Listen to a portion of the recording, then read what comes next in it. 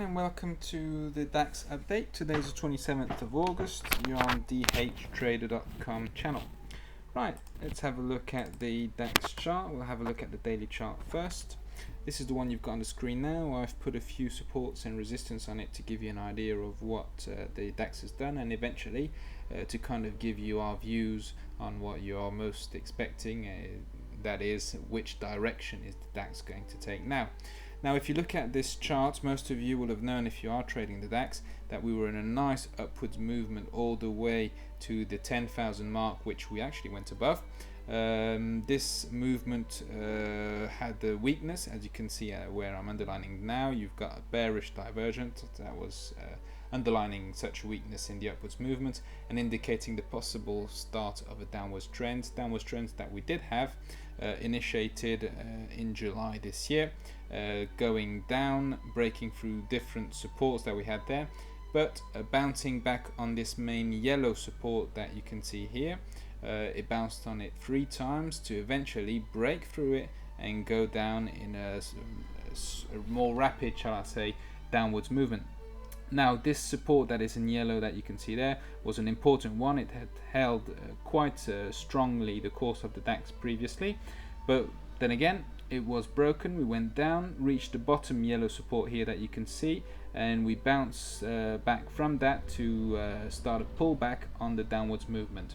Now, if you look at our previous DAX videos, you would have seen that we expected such a pullback. We had signs of this, and we did forecast a pullback to 9,300 area. We said maximum 9,400. Reason behind that was you can actually see that we've got a resistance at this point here at the 9,400 mark, which we would have thought would have held the course of the DAX for it to roll over, go back down, which also represented roughly the just below the 50 Fibonacci level of the downwards movement. Now, this didn't happen. The DAX broke it in an unconventional way. We're going to go through that in a little minute, but nevertheless it broke it, and we are at the level we are now, which is just below this important yellow resistance here. Now, this isn't uncommon either. When we've got a very important support that we had during the past few months here, when such a support is broken, it's usually the case that the course of the DAX, or any chart shall we say, it will actually test such support or resistance again before rolling over and continuing its movement. This is usually called kissing it goodbye. We are doing that now. We're in the stages of the kiss, if you can put it that way, but we've basically reached it, and now a decision is to be made whether we break through it and we start a new upwards movement, or we actually roll over and continue the downwards movement that we've had. Now, if we have a look at the monthly chart, our initial view would be that, as you can see here, I'm sorry about all these lines there that mess up the view, but these are the supports and resistance that were drawn earlier on. But to give you an idea, we do expect nevertheless that this will actually be continued, as if we draw the trend line here, which is what we've got, this was broken in a way, so we should have a steeper pullback, which should take us back down to the, at least we expect, this important support line that I'm going to draw for you here, which is a monthly support at around the 8,000 level. Now, this should be pretty strong and should hold. Nevertheless, I am pretty sure that we should go in and test that level in the coming days or months. Let's have a look now at the hourly chart on the DAX, which is what we've got now. It'll give us a clearer idea of what's going on now as we speak. Well, this is it basically. As you can see, let's get rid of this. As you can see here, this was the level that we thought we would reach as an absolute maximum on the pullback. Nevertheless, we had bearish divergences here, which were announcing weakness in the movement. And we actually started the slight rollover here, downwards movement shall we say, but we opened on Monday with an over 100-point gap to the upside, which took us basically above this resistance, which converted it into support. This was the unconventional breakout that I was talking about. Nevertheless, it withheld now as a support, and the course actually went up from there, going all the way to the following resistance, which was the important yellow line that I was mentioning now. What we would be looking at now, obviously, is some kind of signal which would tell us that there is weakness in the upwards movement, and that's what you can see now on the 5-minute chart.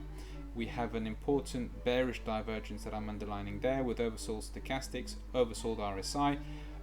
This is totally predictable when we reach such an important resistance level.